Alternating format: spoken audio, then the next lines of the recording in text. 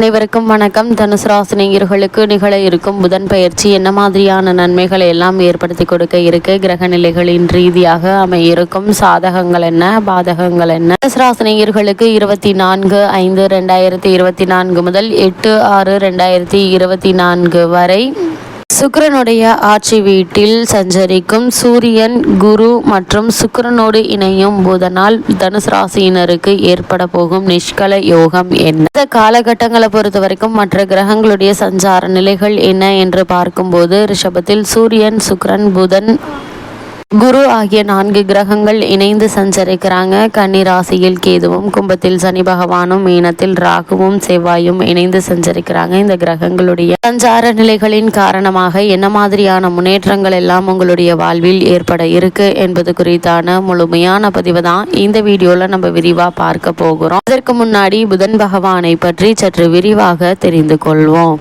ஜோதிடத்தில் புதனை வித்தை காரகன், வித்யா காரகன் என்று சொல்வார்கள்.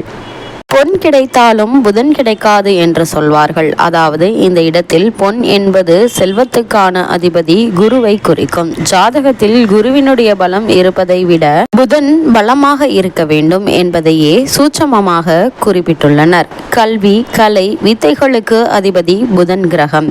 எந்த ஒரு விஷயத்தையும் கண்ணால் பார்த்தவுடன் அதை கையால் செய்வதற்கு புதன் அனுகிரகம் வேண்டும். கற்றவர்களுக்கு சென்ற இடமெல்லாம் சிறப்பு. நன்கு படித்தவர்கள் கை நிறைய சம்பளம் வாங்குவதை கண்கூட பார்க்கிறோம். நம் வாழ்க்கைக்கு அடிப்படையான கல்வி செல்வத்தை வழங்குபவர் புதன்.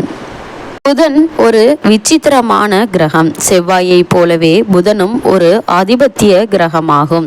ஜோதிட ஆச்சாரமான மிதுனத்தில் ஆட்சி பெறும் புதன் ஆட்சி வீடான கன்னியில் உச்சம் பெறுகிறாரு. மீனத்தில் நீச்சம் அடைகிறாரு. அறிவு, ஞானம் இரண்டுக்கும் அவரே அதிபதியாகி படிப்பறிவு, பட்டறிவு இரண்டையும் மனிதனுக்கு உணர்த்துகிறாரு. விஞ்ஞானம், மெஞ்ஞானம் இரண்டுக்கும் காரணமாகிறாரு. இப்படிப்பட்ட புதனை எப்படி வணங்குவது என்று பார்க்கும் போது, புதன்கிழமை என்றில்லாமல் நவகிரக புதன் பகவானை எந்த நாளில் வேண்டுமானாலும் வந்து வணங்கலாம். நவகிரகத்தை 9 முறை வலம் வந்து மனதார வேண்டிக் கொள்ளுங்கள். வேண்டியதெல்லாம் புதன் பகவான் தந்தருள்வாரு.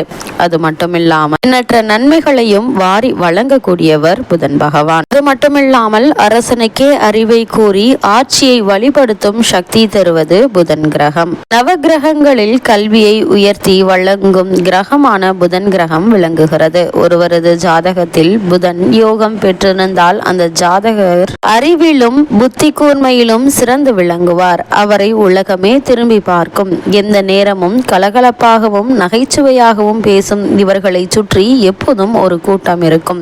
அரசனுக்கே அறிவுரை கூறி ஆட்சியை வழிபடுத்தும் சக்தியை தருவது புதன் கிரகம். ஒருவர் ஜாதகத்தில் புதன் யோகம் பெற்றிருந்தால் அந்த நபரிடம் ஆலோசனை கேட்க பலரும் காத்திருப்பார்கள். அந்த நபர் மருத்துவம், ஜோதிடம், இசை, ஆயக்கலை, கைக்கடிகாரம், மோட்டார் தொழில், நுட்ப அறிவு போன்றவற்றில் ஞானம் உடையவராக இருப்பார்கள். புதன் கிரகம் ஒருவருக்கு கவர்ச்சி நிறைந்த கம்பீர தோற்றம் தந்து அவரை வசீகரிக்க வைக்கும். பிறரால் முடியாத வேலைகளை கூட புதன் யோகம் பெற்றவர்கள் எளிதாக செய்து விடுவார்கள். கணித சாஸ்திரம், வான சாஸ்திரம், கணினி துறையில் சிறப்புற்று விளங்குவார்கள். நாட்டு வைத்தியம் செய்பவராக இருந்தால் கைராசியானவர் என்ற பெயர் எடுப்பார்கள். புதன் யோகம் அல்லது உச்சம் பெற்றவர்கள் நவபாஷானம் மற்றும் ரசவாத கலைகளிலும் யோக மற்றும் தியான கலைகளிலும் வல்லுநராக இருப்பார்கள். மிக பெரிய பல்பொருள் அங்காடிக்கு அதிபதியாகவும் வாய்ப்பு புதனால் வரக்கூடியதுதான். நினைத்ததும் கவி பாடும் திறன், இலக்கண இலக்கிய அறிவு போன்றவற்றை தருபவரும் புதனே. கோவில்களில் இருக்கும் சிற்ப வேலைப்பாடுகளுக்குரிய அறிவை தருபவரும் புதன்தான். புதன் ஆதிக்கம் பெற்றவர்கள் மேஜிக் மற்றும் வேடிக்கை நிகழ்வுகளை நடத்துபவராக இருப்பார்கள். ஒருவர் பல ஆண்டுகளாக பத்திரிகை தொழிலில் முதன்மை பெற்றவராக திகழும் புதனே காரணமாக இருக்கிறாரு. இனி புதன் கிரக பாதிப்பால் உண்டாகும் நோய்களை பற்றி பார்க்கலாம். நமது உடலில் தலை முதல் பாதம் வரை கடைசி செல்லும் நரம்புகளுக்கு எல்லாம் ஒட்டுமொத்த அதிபதி புதனே ஆகும். நரம்புகளில் இரத்தம் உறைவதும் இரத்த கசிவுக்கும் புதனே காரணமாக இருக்கிறாரு. தலைக்கு மேல் இரத்தம் குறைந்தாலும் அதிக இரத்தம் சென்றாலும் அதற்கும் புதன் தான் காரணம். வலிப்பு நோய், கை கால் முடக்க முடக்கம், மனநல பாதிப்பு, திருநங்கையாக மாறுதல் ஏற்பட, தாய் வழி, தாய் மாமன் வழி, பரம்பரை நோய்கள் வருவது போன்றவற்றிற்கு புதனே காரணமாவாறு. தூசி மாசுக்களால் ஏற்படும் நோய்கள், அலைச்சலால் ஏற்படும் நோய்கள், உடலில் வாயு தொல்லைகளால் தசைப்பிடிப்பு அல்லது நரம்பு இழுத்து பிடிப்பது போன்றவற்றிற்கு புதனே பொறுப்பு. தனிமையில் சுய இன்பம் காணும் ஆவலை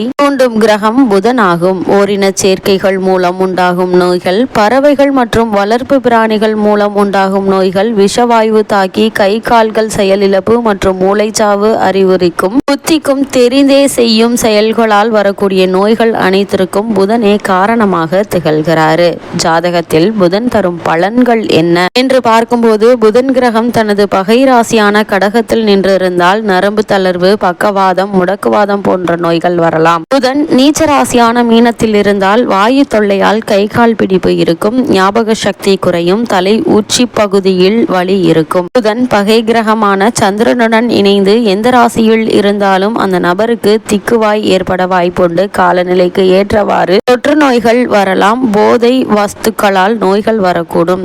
புதன் பகை கிரகமான சந்திரனின் நட்சத்திர பாதத்தில் நின்றிருந்தால் இந்த ஜாதகர் உடலில் கெட்ட நீர் சேரும். எந்த நேரமும் எதையாவது யோசித்து கொண்டே இருப்பதால் புத்தி சுவாதீனம் இல்லாதவர் போல நடந்து கொள்வார்கள். அடிக்கடி தலைவலி வரும். இவ்வளவு மேன்மைகள் கொண்ட புதன் பகவான் முக்கிய 3 கிரகங்களான சூரியன், சுக்கிரன், குருவோடு இணைந்து சஞ்சரிக்கக்கூடிய தருணங்கள்ல என்ன மாதிரியான சாதகங்கள் எல்லாம் தனுசு ராசினியர்களுக்கு ஏற்பட இருக்கு என்று பார்க்கும்போது, ராசிநாதனான குரு உங்களுடைய ராசிக்கு 6ஆம் இடத்தில் இருந்து உங்களுடைய தன ராசியை பார்ப்பது சிறப்பு என்று தாங்க சொல்ல வேண்டும். அது மட்டும் இல்லாம அவருடைய கேந்திர ஆதிபத்திய தோஷம் குறைவதால் நற்பலன்களை வாரி வழங்கக்கூடிய ஒரு தருணமா இக்காலகட்டம் அமைஞ்சிருக்குது. உங்களுடைய தொழில் ஸ்தானத்தை பார்வையிடுவதால உத்தியோகம், தொழிலில் உள்ள தடைகள் நீங்க இருக்குதுங்க. இதனால தொழில் மற்றும் வியாபாரத்தில் நல்ல ஒரு முன்னேற்றம் ஏற்பட இருக்குதுங்க. மேலதிகாரிகளுடைய நன்மதிப்பை நீங்க பெற இருக்கீங்க. இதன் விளைவாக உங்களுக்கு பதவி உயர்வு, ஊதிய உயர்வு, உத்தியோகத்தில் சில சலுகைகள் கிடைப்பதற்கான சாத்தியக்கூறுகள் அதிகம் இருக்குதுங்க. தனுசு ராசினியர்களை பொறுத்த வரைக்கும் உங்களுடைய ராசிக்கு 5ஆம் இடத்தில் உள்ள சுக்கிரன் பொருளாதார சிக்கல்களை நீக்குவாருங்க. இதன் காரணமாக பணவரவு திருப்திகரமாக இருக்குங்க. உபஜயஸ்தானமான 3ஆம் இடத்தில் சனி ஆட்சி பெற்று அமர்ந்திருப்பதால் வருகின்ற சிக்கல்கள் நீங்க இருக்குது. ஏதோ ஒரு விதத்தை கிடைத்து கொண்டே இருக்கக்கூடிய ஒரு தருணமா இந்த புதன் பயிற்சி காலகட்டம் அமைஞ்சிருக்குதுங்க. இருந்தாலும் தனுசு ராசினியர்கள் என்ன மாதிரியான விஷயங்கள்ல நீங்கள் கவனமாக இருக்க வேண்டும் என்று பார்க்கும்போது, உங்களுடைய ராசிக்கு 4ஆம் இடத்தில் செவ்வாய், ராகு இருப்பதால் சகோதர உறவுகள்ல கவனம் தேவைங்க. வீடு, மனை போன்ற பத்திரப்பதிவுகள்ல சற்று எச்சரிக்கையுடன் இருக்க வேண்டுங்க. அப்படி இல்லை அப்படின்னா எண்ணங்கள் சட்டென்று ஏமாற்றுவதை தருங்க. கவனம் தேவைங்க.